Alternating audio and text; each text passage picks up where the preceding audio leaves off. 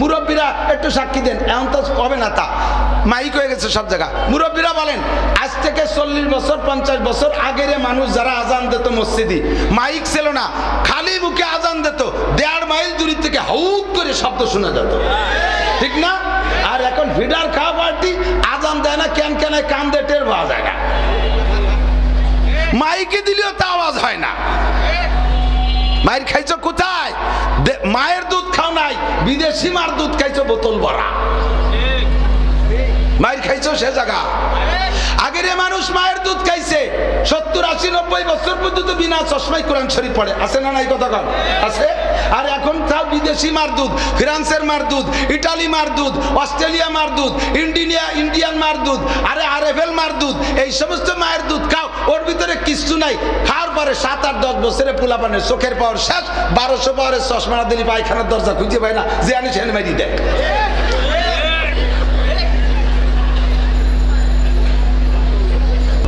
আল্লাহ পাক রব্বুল আলামিনের কতগুলো নাম আমাদের জানা আছে। আল্লাহ পাকের জাতি নাম একটা। জাতি নাম কয়টা? জাতি নাম, যেটা তার জাতি নাম। আমার একটা জাতি নাম নাসির আহমদ। আনুষঙ্গিক যেগুলো আমার সাথে লাগানো হয় সেগুলো সব সিফাতি নাম, আমার যোগ্যতা বলে সে নামগুলো দিয়ে থাকে। তো আল্লাহ পাক রব্বুল আলামিনের জাতি নাম আল্লাহ, একটু বলবেন? আর এমনই একটা নাম যে নামটা মহব্বতের সাথে উচ্চারণ করলে আল্লাহ তাআলা তাৎক্ষণিকভাবে 4000 নেকি দান করে থাকে। নামটা কি? আল্লাহ। বাকি আর কতগুলো নাম আমরা জানি? 99টা। কয়টা?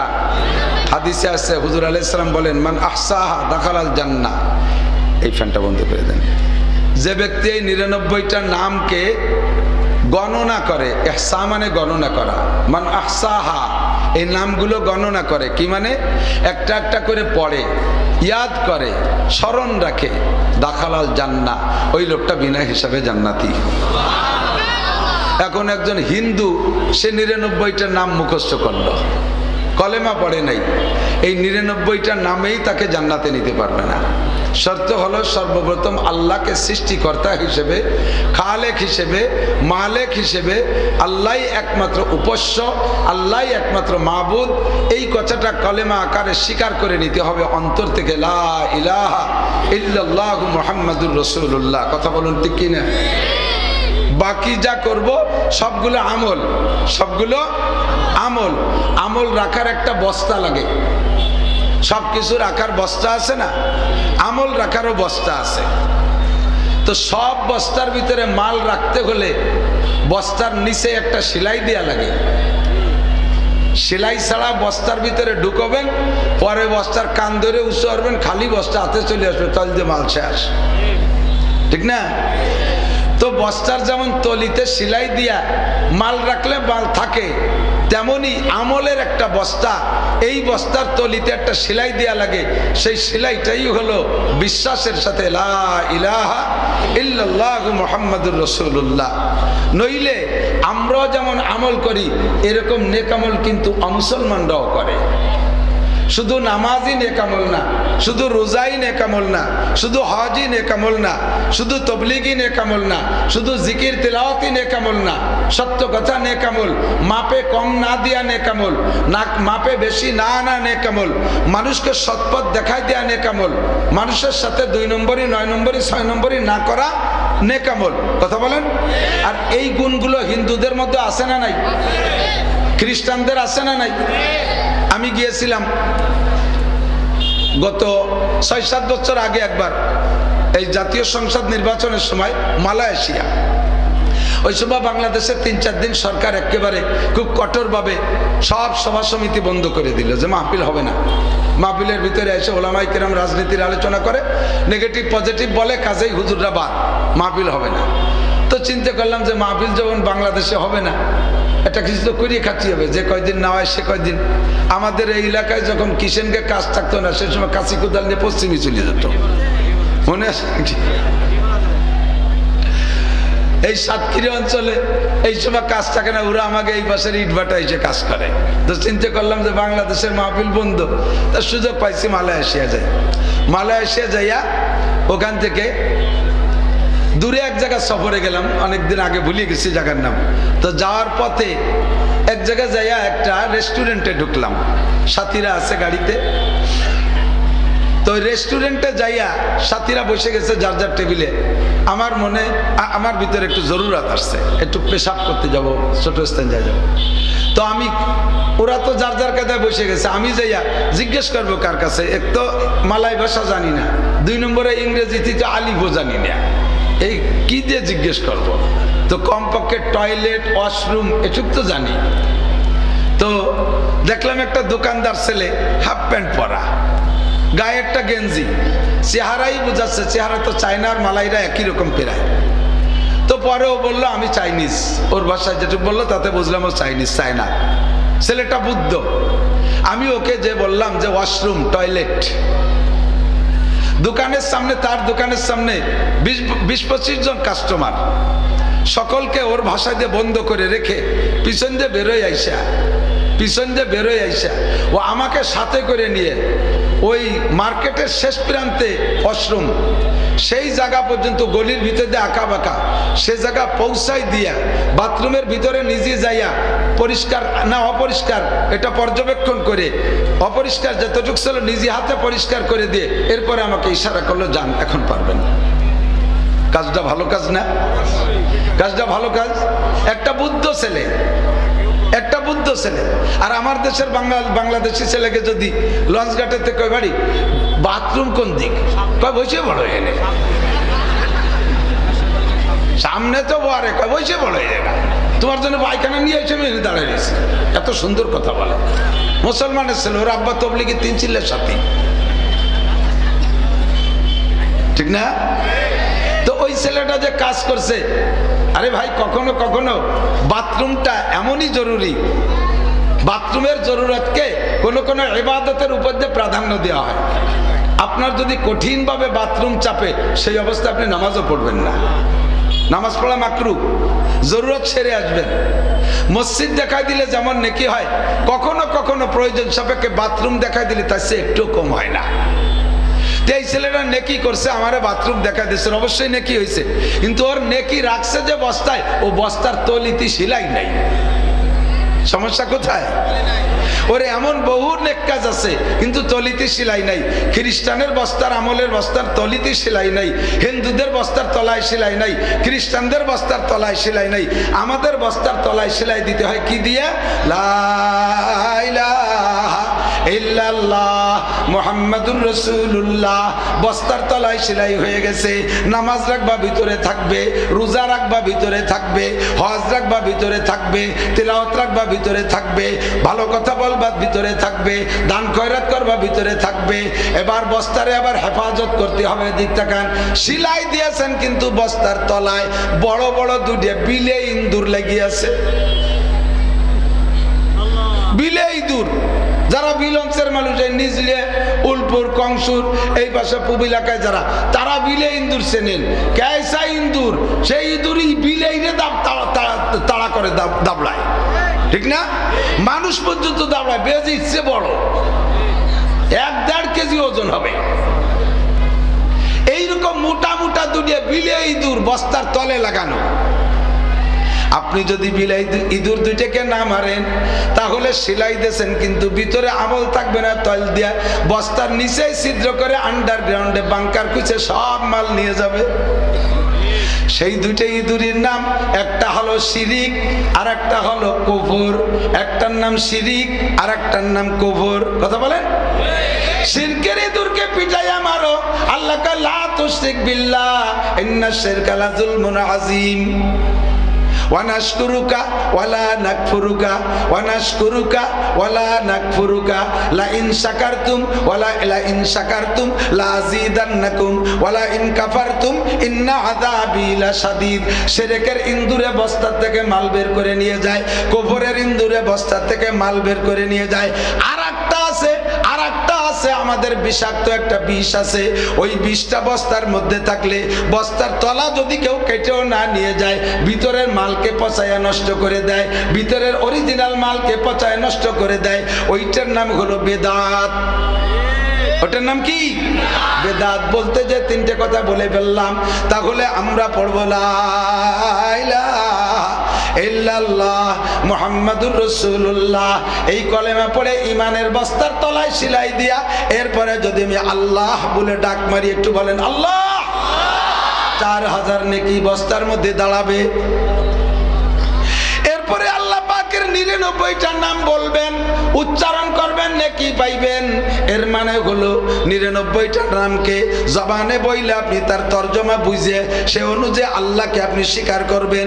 আপনি যেমন ইমানে, আমার যুবকরা আমার দিক, ইমানে মুজমাল পড়েছি, বলেন আমানতু বিল্লাহি কামা হুয়া, বিশ্বাস করি আল্লাহকে যেমন আল্লাহ তেমন। কতক্ষণ? আল্লাহর মাথা কত বড় আমার জানা দরকার নাই, আল্লাহর চোখ কত বড় আমার জানা দরকার নাই, আল্লাহর কতগুলো চোখ আমার জানা দরকার নাই, আল্লাহর হাত কি গণেশের মতো 10 কান না তার চেয়ে বেশি, এটা আমার গুনার দরকার নাই।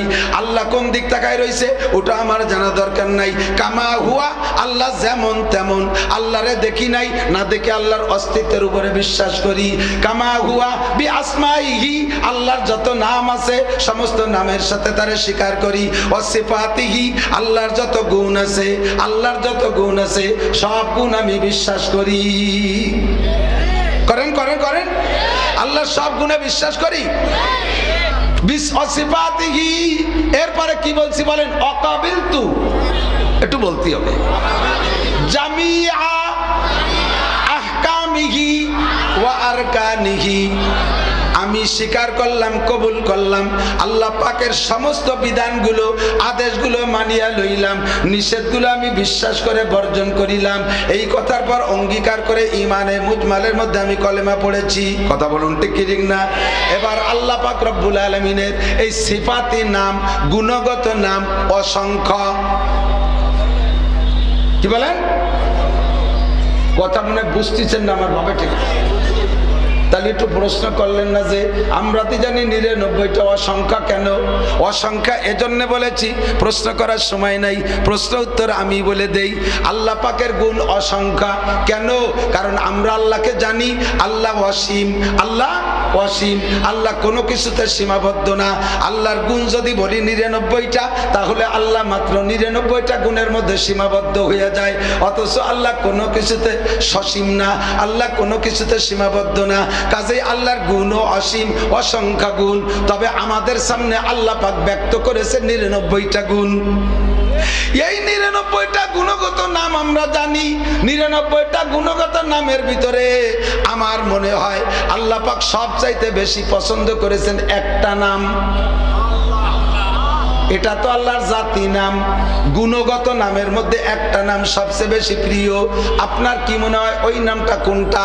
আল্লাহর একটা নাম রহমান, আল্লাহর একটা নাম রহিম, আল্লাহর এক নাম রাজ্জাক, আল্লাহর এক নাম খালেক, আল্লাহর এক নাম মালিক, আল্লাহর এক নাম গফফার, আল্লাহর এক নাম গফুর, আল্লাহর এক নাম, এমন করে বহুত নাম আছে।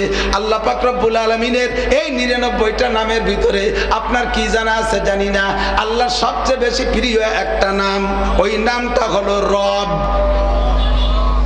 কি নাম? সবচেয়ে বেশি প্রিয় নাম রব। আমরা এখন দুনিয়ায় আছি, দুনিয়া আমরা মানুষ বডি হিসাবে আছি। আমার এই বডিটার নাম কিন্তু মানুষ না।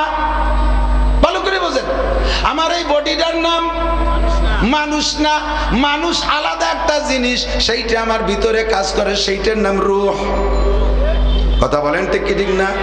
আপনার আব্বা অসুস্থ, ঢাকা পাঠাইছেন চিকিৎসায়, ঢাকা পিজি হাসপাতালে আব্বা ইন্তেকাল করেছে, বাড়ি খবর চলে আসছে, মাইকিং হয়েছে, সকাল 9টায় জানাজা হবে। আল্লাহু আকবার। এবার আপনার বাড়ি যারা আছে, আপনার আরো ভাইরা আছে, বাড়ি যারা আছে স্থানীয় সবাই যাইয়া বাড়ি আপনার যে ভাই আছে তারে কি জিজ্ঞাসা করে আপনার আব্বা কি ঢাকা থেকে আসছে? কি বলে লাশ কি ঢাকার থেকে আসছে? কতক্ষণ ঠিক না? লাশ ঢাকার থেকে আসছে। আরে লাশ ঢাকার থেকে আসছে, আসবে যে লাশ সে লাশ তো তার বাপ, কিন্তু মরার পরে আর আব্বা কয় না। তোমার আব্বা কি ঢাকার থেকে আসছে, তোমার কাকা কি ঢাকার থেকে আসছে, তোমার দাদা কি ঢাকার থেকে আসছে, লাশ কি ঢাকার থেকে আসছে জিজ্ঞাসা করে। এই কথা ঠিক না? কি না থাকার কারণে বলেন তো? রুহুটা না থাকার কারণে। কি না থাকার কারণে? রুহুটা না থাকার কারণে। কাজে এই বডির নাম মানুষ না, অরিজিনাল মানুষ হলো রুহুটা। কিয়ামত পর্যন্ত যত রুহু দুনিয়ায় আসবে, আসবেই আসবে। আল্লাহর রাসূল বলেন মা মিন নাসামাতিন কায়নাতিন ইল্লা ওয়া হিয়া কায়নাতুন। আল্লাহ পাক রূহের জগতে যত রূহ বানাইছে সমস্ত রূহকে আল্লাহ তাআলা দুনিয়ায় পাঠাবেন। যাকে আল্লাহ তাআলা দুনিয়ায় পাঠানোর সিদ্ধান্ত নিয়েছে তাকে পাঠাই ছাড়বে। তুমি যত প্রযুক্তি ব্যবহার করো না কেন, যত প্রযুক্তি ব্যবহার করো না কেন, কোন প্রযুক্তি দিয়ে ওই আগমনকারী রূহকে ঠেকাইতে পারবে না। আল্লাহ যারে পাঠাবে তারে পাঠাইই ছাড়বে। বোঝেন নাই কি কইছি? ইব্রাহিম আলাইহিস সালামকে আসতে জন্য নমরুদ ঠেকানোর যত চেষ্টা সব চালাইছে, আল্লাহ তারে পাঠাই ছাড়ছে। ইব্রাহিমকে নমরুদ ঠেকাইতে পারে নাই। কতক্ষণ ঠিক না? মুসা নবীরে আসতে ঠেকানোর জন্য ফিরাউন সকল প্রচেষ্টা লাগাইছে। তৎকালীন বাদ কন্ট্রোল ব্যবস্থা যা করা দরকার সবই ফিরাউন আর নমরুদ করেছে, কিন্তু ঠেকাইতে পারে নাই। এখনো পর্যন্ত বর্তমান প্রযুক্তির যুগে যত প্রকার প্রযুক্তি আপনি ব্যবহার করেন, যেই রুহুটাকে আল্লাহ পাঠানোর সিদ্ধান্ত নিয়েছে ওই রুহুটা দুনিয়ায় পাঠাই ছাড়বে। যেদিন আসবে সেদিন প্রযুক্তির কিছু আপনার বাড়ি থাকবে না, আপনার কোনো প্রোটেক্ট ব্যবস্থা থাকবে না, ওর ফাঁকে আল্লাহ পাঠাইই ছাড়বে। সব রুহুকে আল্লাহ তাআলা ময়দানে আলমে আরওয়াহের ভিতরে বসাইয়া ওই জায়গা আল্লাহ তাআলা জিজ্ঞাসা করেছিলেন। ওই জায়গা আল্লাহ তাআলা একটা মস্ক করাইছে, জিজ্ঞাসা করাইছে আলাস্তু বিরব্বিকুম। কি জিজ্ঞাসা করছে? একটু মনে রাখতে হবে, জানা কথা সামনে এর সাথে আনুষঙ্গিক আসবে, সেইটার অপেক্ষা করেন। আল্লাহ কি জিজ্ঞাসা করছে? আলাস্তু বিরব্বিকুম, আলাস্তু বিআল্লাকুম, আলাস্তু বিখালিকিকুম, আলাস্তু বিমালিকিকুম, আলাস্তু বিরহমানিকুম, আলাস্তু বিরহিমিকুম, আলাস্তু বিগফফারিকুম। 99টা নামের আর একটা নাম আল্লাহ তাআলা জিজ্ঞেস করে নাই। আল্লাহ তাআলা ওখানে তার জাতি নামও জিজ্ঞেস করে নাই। আমি কি তোমাদের আল্লাহ না? আমি কি তোমাদের রহমান না? আমি কি তোমাদের রহিম না? এ কথা আল্লাহ জিজ্ঞেস করে নাই। জিজ্ঞেস করেছে কি? আমি কি তোমাদের রব নই? এর দ্বারা বোঝা যায় সর্বপ্রথম ওই দিন বসাইয়া এই নামটাই জিজ্ঞেস করেছেন, আমি কি তোমাদের রব নই? কারণ দুনিয়ায় যাইয়া রহমান, রহিম, গফফার এ বহুত পাওয়া যাবে, কিন্তু রব একমাত্র আল্লাহ ছাড়া কেউ হতে পারে? রব আল্লাহ ছাড়া কেউ হতে পারে? এজন্য আল্লাহ পাকের রবটা পছন্দ হয়েছে, জিজ্ঞেস করছে আমি কি তোমাদের রব নই? ওখানে রুহের কাছে জিজ্ঞেস করছে রব। আবার দুনিয়ায় এসে কিছুদিন থাকার পরে আমরা সবাই মারা যাব। কবরে যাওয়ার পরে সকলে তো কবরে যাবে না, কেউ আগুনি পুড়ে মারা যাচ্ছে, কেউ বোমায় শেষ হয়ে যাচ্ছে, কেউ পানিতে ডুবে মারা যাচ্ছে, কেউ রে বাঘে খেয়ে ফেলাচ্ছে, এমন করে কেউ বিভিন্ন জায়গায় পড়ে মরে যাচ্ছে, কবর নসিব হচ্ছে না। তাহলে জিজ্ঞাসা হবে কার কাছে? আলমে বারজাক একটা জগৎ আছে, ওই জগতে রুহের কাছে জিজ্ঞেস করা হবে। সে সময় বডি থাকবে না, সে সময় রুহের কাছে জিজ্ঞেস করা হবে। কবরে যাওয়ার পরে কি জিজ্ঞেস করা হবে? মার রব্বুকা। আর জানেন না কি জিজ্ঞেস করবে? মার রব্বুকা, তোমার রব কে? ও জায়গা রুহের কাছে জিজ্ঞেস করছে তোমার রব কে? আমি কি তোমাদের রব নই? আবার কবরে যাওয়ার পরে বডির থেকে রুহ যখন আলাদা হয়ে যাবে তখনও জিজ্ঞাসা করা হবে কি? তোমার রব কে? বোঝা যায় আল্লাহ পাক এই রব শব্দটাকে খুব পছন্দ করেছেন। ও জায়গায় আমরা যখন বলেছিলাম কালু বালা, সকলে মনে আছে নাকি? মনে আছে? আল্লাহ আলাস্তু বিরব্বিকুম জিজ্ঞাসা করেছিল, মনে আছে? কার কার মনে আছে? কিছু বোঝে না, কি মনে আছে? আপনার ভাষা কিটা ছিল? কোন মনে আছে বলতে? ভাষা কিটা ছিল আপনার আব্বা? কে মনে নাই? তবে মনে নাই বলে যে আমি ছিলাম না তা না, আমরা সকলে মায়ের পেটে ছিলাম কিনা মনে আছে কার? কের মনে আছে? তবে ছিলাম যে এর মধ্যে কোনো সন্দেহ আছে না? আমার মনে নাই, যেহেতু আমি মার পেটে ছিলাম না আব্বার পেটে ছিলাম। এ কর কাজা আছে। ও দুজনের কের পেটে আমি কলা গাছ ফুড়িয়ে বেরিয়েছি। মায়ের পেটে ছিলাম এর মধ্যে সন্দেহ নাই, তবে আমার মনে নাই। রুহের জগতে ছিলাম অবশ্যই ছিলাম, সন্দেহ নাই, তবে আমার মনে নাই। কতক্ষণ ঠিক না? আল্লাহু আকবার।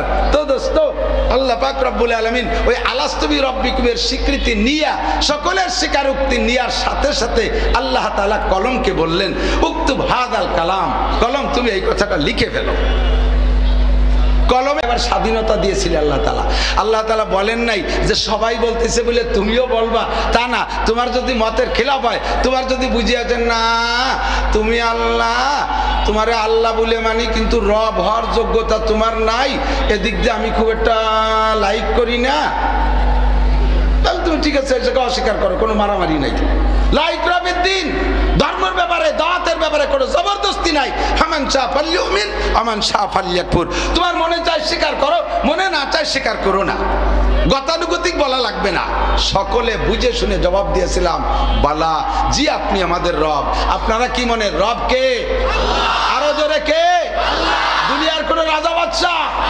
গোপালগঞ্জের জনতা ভালো করে বুঝবেন, 100% ইয়াকিন রাখবেন, লা তুশরিক বিল্লাহ।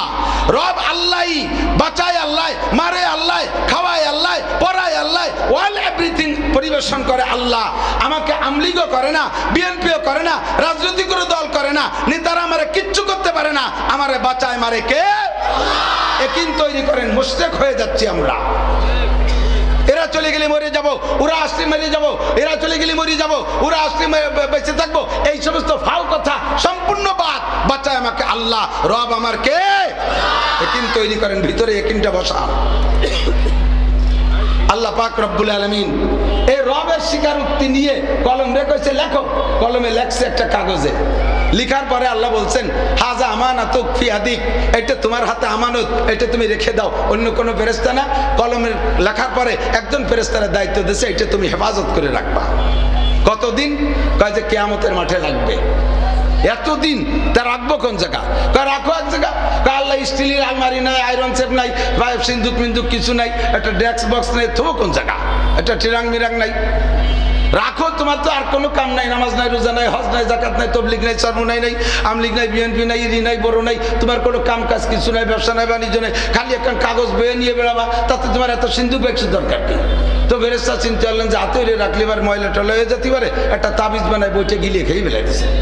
আমার তো আর পেশা পায়খানা হয় না যে ওই দিতে বেরোয় যাবে, কাজে পেটে থাক, যেদিন লাগে উগরায় বেরোয় দেবো। যখনই এই ফেরেশতা কাগজটা মুড়ায় খেয়ে ফেলাইছে, এখন আর ফেরেশতা বডি নাই, ওটা একটা জমাট বাঁধা শক্ত সাদা পাথর হয়ে গেছে। তবে পাথরটা মূলে ফেরেশতা, একেবারে ধবধবে সাদা। উলামায়ে কেরাম জানে, মিশকাত শরীফের ভিতরে আসছে, এই পাথরটা দুনিয়া আসার পরে এখন তার স্থান হয়েছে কাবাঘরের কোনায়, দরজার আগে। হ্যাঁ, কাবাঘরের কোনায়, দরজার আগে, এই জায়গায় কোনার ভিতরে সেই পাথরটার নাম তার কালো পাথর। হুজুর আলাইহিস সালাম বলেন, কানাল হাজারুল আসওয়াদ হাজারান আবিয়াজা যা আমিনাল জান্নাহ। এই হাজারে আসওয়াদ কালো পাথর, এইটা শুরুতে ছিল সাদা, এখন এটা কালো হয়ে গেছে, আসছে জান্নাত থেকে। কন্যা সুবহানাল্লাহ। তো আদম আলাইহিস সালামকে বানানোর পরে আল্লাহ তাআলা আদমকে বললেন, তোমার জান্নাতের ভিতরে কোনো কাজ নাই, কাম নাই, একটাই মাত্র কাজ, সিরু ফিহা ওয়াকুলু মা তাশতাহু। দুইজনে ঘুরবা ফিরবা, এর ভিতরে ঘোরো আর খাও, কোনো কাম কাজ কিচ্ছু নাই, একটা মাত্র কাজ। এই পাথরটা খুব দামি পাথর, এর ভিতরে আমার একটা আমানত আছে, এটাকে সংরক্ষণ করবা, তুমি এটা হাতে হাতে রাখো। ছোট্ট পাথর। আদম আলাইহিস সালাম এটাকে হাতে নিয়ে ঘোরে, উঠা বসা করে, চলতে ফিরতে কাছে রাখতে রাখতে পাথরের সাথে এমন একটা বন্ধুত্বতা হয়ে গেছে, যখন হঠাৎ করে আদম আলাইহিস সালামকে জান্নাত থেকে বেরিয়ে আসার হুকুম হলো, তখন আল্লাহ পাকের কাছে আদম আলাইহিস সালাম প্রস্তাব রাখলেন, আল্লাহ জান্নাত থেকে তো চলেই যাব, এর একটা স্মৃতি, এখান থেকে কিছু কি সাথে নেওয়ার মতো অনুমতি হবে? আল্লাহ কাছে যদ্দুর নীতি পারো নেও, কোনো বাধা নাই। তো আদম আলাইহিস সালাম যা যা আনার তা আনলেন। এর ফাঁকে বলতেছে, আল্লাহ পাথর খান নিয়ে যাই। আল্লাহ হ্যাঁ নাও, কোনো সমস্যা নেই। এখন যেই পাথরের একদিন টেনিস বলের মতো, খেলনার মতো নাড়াচাড়া হাতেরই নাচাই নিয়ে বেড়াইছে, আজকে সেই পাথর জান্নাতের জমিন থেকে আদম আলাইহিস সালাম 2 হাত দিয়ে টেনে উঠতে পারে না, ওঠেই না। এখন আদম আলাইহিস সালাম, আল্লাহ এ পাথর এত ওজন হয়ে গেল কিভাবে, তো বুঝতে পারতেছি না, এ পাথর ওঠে না কে? আল্লাহ কয় পাথর ওঠে না কে? পাথর তো পাথর না, পাথর তো ফেরেশতা। পাথর কয় আল্লাহ তোমার আদমের সমস্যার সমাধানের জন্য বেরিয়ে যাচ্ছে, আমি কি সমস্যা করলাম, আমি কি অন্যায় করলাম যে আমি জান্নাত থেকে বের হয়ে যাব? আল্লাহ পাক বললেন তুমি কোনো অন্যায়ের কারণে বেরোয় যাচ্ছ তা না, আমার আদম তোমার বন্ধু বানায় এনেছে, সে সাথে করে নিতে চায়। এক, দুই নম্বরে তোমার বডি কোয়ালিটি যেমন আমার দুনিয়ায় আদম সন্তানের সিনার ভিতরে বাম দুধের দু আঙ্গুল নিচে আলা ইন্না ফিল জাসাদি লামুদগা ইজা সালুহাত সালুহাল জাসাদু কুল্লুহু ওয়া ইজা ফাসাদাত ফাসাদাল জাসাদু কুল্লুহু আলা ওয়া হিয়াল কলব। আমার বান্দা আদম সন্তানের ভিতরে প্রত্যেকের বাম দুধের দু আঙ্গুল নিচে সিনার ভিতরে তোমার বডি কোয়ালিটি যেমন এইরকম একটা পাথর সৃষ্টিগতভাবে আমি ভিতরে সেট করে দেব। এই পাথরটা তার সিনার ভিতরে, ওইটার নাম হবে কলব।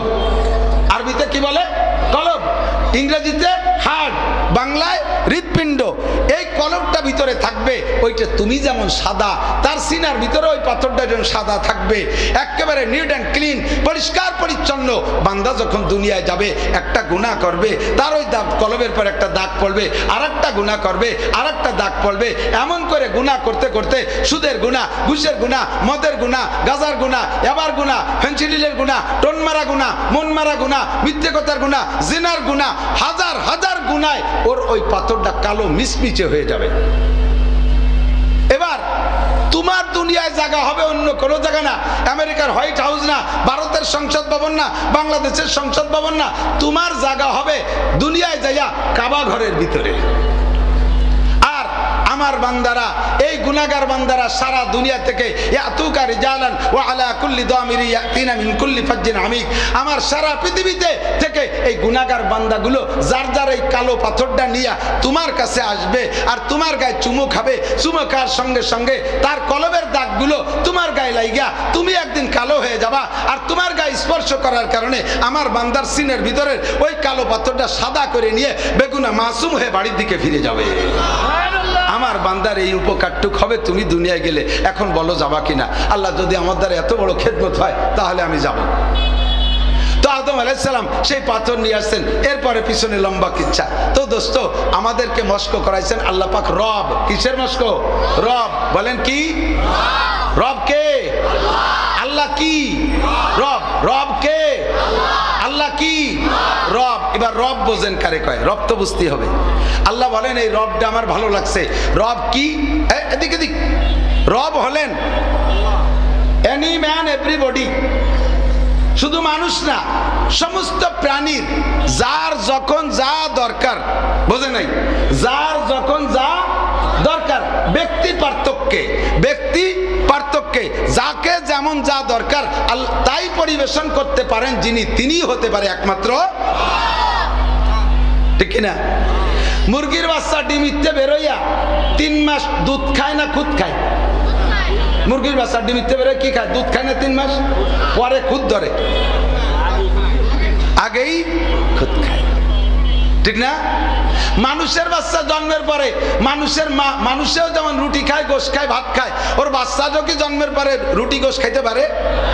শায়ের বলে তেফলেরা গার না দিহি বর যায় শির, তেফলে মিসকিনরা আজানান মুর্দাগির, চার পারা কদরে তাকাত বারেনে বরজইফা কদরে হিম্মত কারনে, মুর্গা কে আজ বাইজা বেরু আয়ে দো রুজি তলবাদ, আদমি জাদান দারদ খেরা দো আকলো তুমি। আল্লাহু আকবার। আরে মানুষের বাচ্চা জন্মের পরে 2 বছর পর্যন্ত দুধ খায়, ওর দুধের ব্যবস্থা আল্লাহ পাক রব্বুল আলামিন করে দিয়েছে। সব আব্বা মা ফিডার কিনতে পারবে না, সব আব্বা মা ডানো কিনতে পারবে না, সব আব্বা মা স্টারশিপ কিনতে পারবে না, আরে ফ্লাক্স ফিডারের ব্যবস্থা সবাই করতে পারবে না। জন্মসূত্রে আল্লাহ পাক প্রত্যেকটা মায়ের স্তনে 2টা ফ্লাক্স ফিডার দিয়ে দিয়েছে।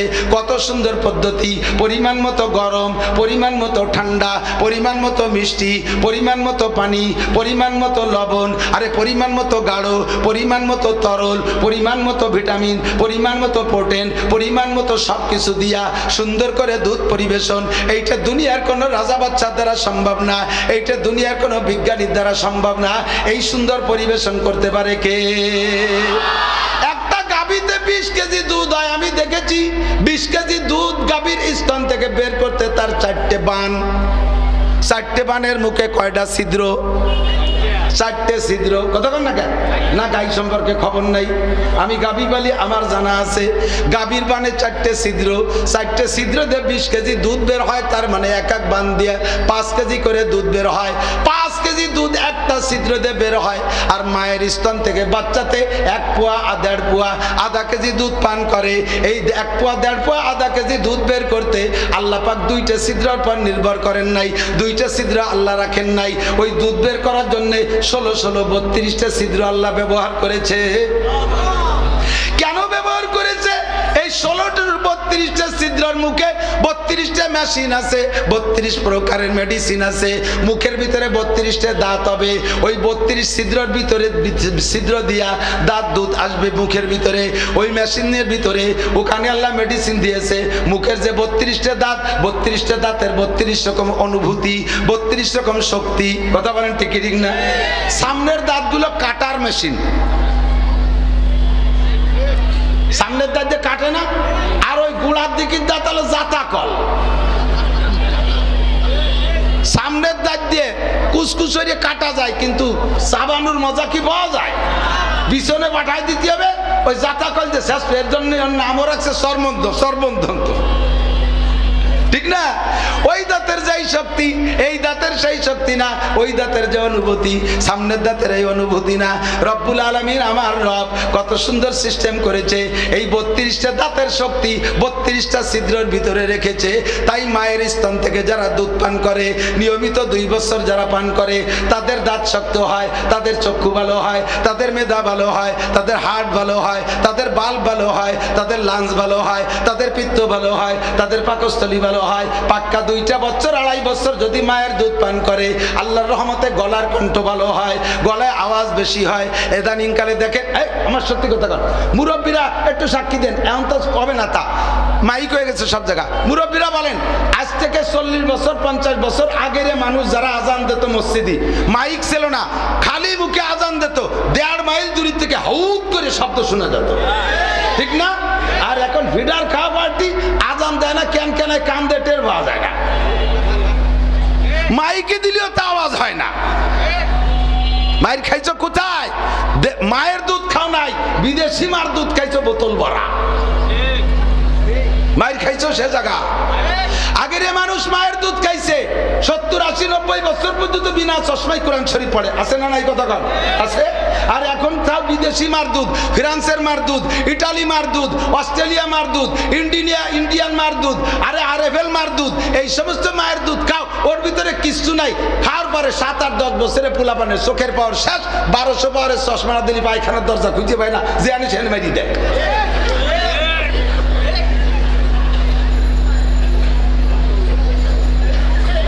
মহিলারাও গেছে অলস হইয়া। এই ডাক্তারদের কাছে তো ডাক্তারদের এরিয়া, ডাক্তারের অভাব নাই। আমি তো ডাক্তারি বিদ্যা পড়ি নাই, তবে আমি যা কিতাবে পড়ছি তা ডাক্তারি বিদ্যার সাথে মিশবে, কারণ আমি যার কিতাব পড়ছি সে সারা পৃথিবীর শ্রেষ্ঠ ডাক্তার বিশ্বনবী মুহাম্মদুর রাসূলুল্লাহ সাল্লাল্লাহু আলাইহি সাল্লাম। কথা বলেন ঠিক ঠিক না? আজ থেকে 30 বছর আগে পৃথিবীতে থাকুক আর না থাকুক, কমপক্ষে বাংলাদেশে 30-35 বছর আগে ব্রেস্ট ক্যান্সার রোগী পাওয়া যেত না। ব্রেস্ট ক্যান্সার, স্তনপাচন রোগীর নামই শুনি নাই ব্রেস্ট ক্যান্সার।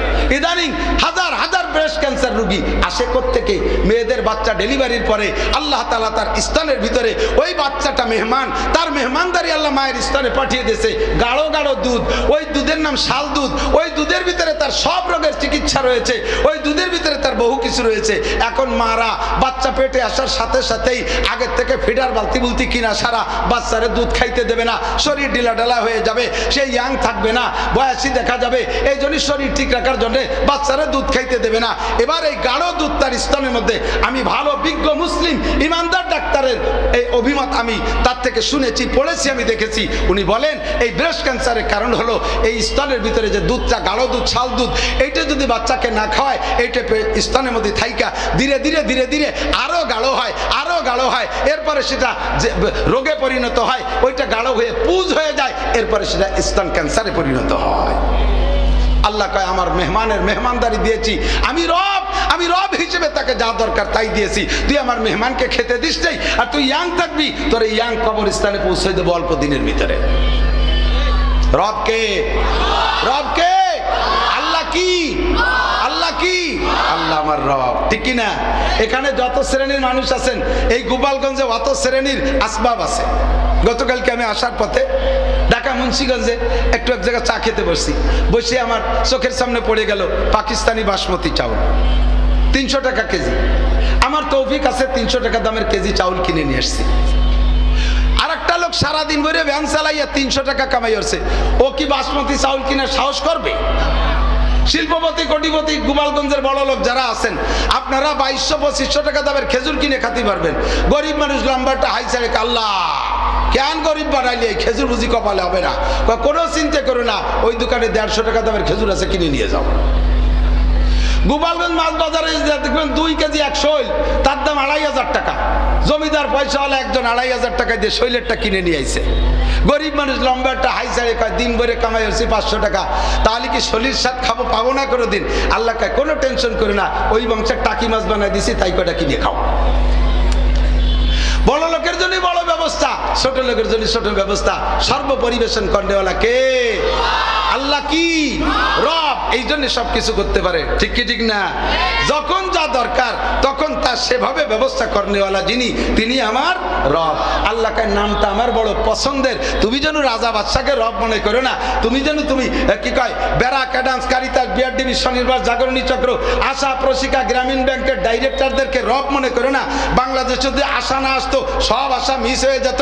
গ্রামীণ ব্যাংকের টাকা না দিলি ধুয়ে মুছে সাফ হয়ে যেতাম। এই সমিতিগুলো না হলি মরিয়ে সাফ হয়ে যেতাম। তুমি আজকেই আবার কলেমা পড়ে নতুন করে মুসলমান হও, তুমি মুশরিক হয়ে গেছো, তোমার আকীদা চলে গেছে ওখানে। ছেলে চাকরি না করলে কি করতাম, আমার গাড়ি না থাকলে কি করতাম, আজকে বাড়িটা আছে বিধায় ভাড়া দিয়ে খাচ্ছি, এই সমস্তগুলো শিরকি আকীদা। তোমার ইয়াকিন রাখতে হবে, খাওয়ায় আল্লাহ, পড়ায় আল্লাহ, বাঁচায় আল্লাহ।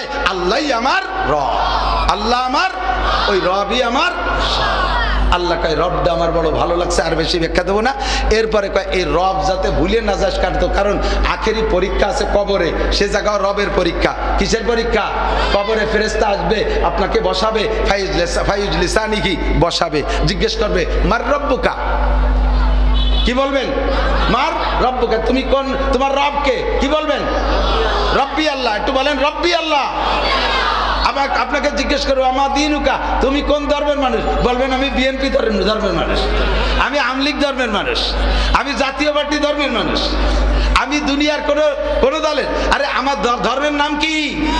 আরো জোরে, ইন্নাদ-দীনা ইনদাল্লাহিল ইসলাম।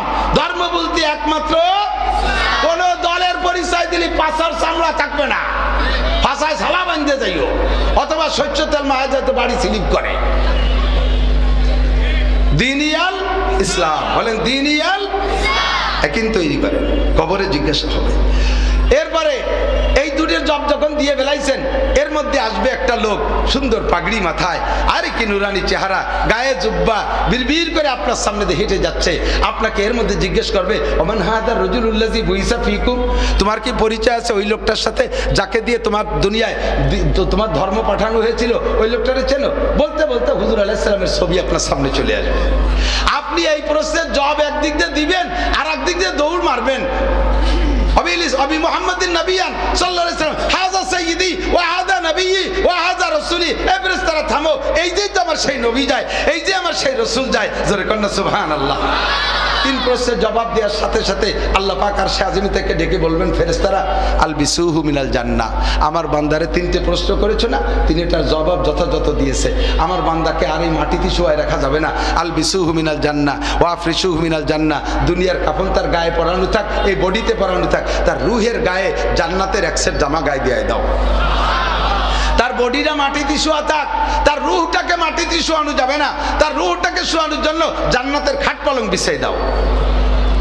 3 নম্বর আফতাহু লাহু বামানিনাল জান্নাহ। জান্নাতে যাবে হাসরের মাঠ কায়েমের পরে, হিসাব নিকাশের পরে। এর আগের এই লম্বা টাইমটা কি করবে? এই জগতে আল্লাহ পাক বলবেন আফতাহু লাহু বামানিনাল জান্নাহ, আমার বান্দার সাথে জান্নাতুল ফেরদাউসের সাথে একটা দরজা খুলে দাও। হুজুর বলেন ফায়ুফতাহ, সাথে সাথে খুলে দেওয়া হবে। খুলে দেওয়ার পরে ফেরেশতা দুজন আপনাকে কি বলবে? নুম নুম কানাউমাতিল আরুস, তুমি নতুন দুলহার মতো ঘুমাও। লা ইয়াস্তাইকিজুকা আহাদুন ইলা ইয়াউমিল কিয়ামা, কিয়ামত পর্যন্ত তোমার আর কেউ ঘুম থেকে উঠাবে না। একটু বলবেন না সুবহানাল্লাহ, জোরে কন্না সুবহানাল্লাহ।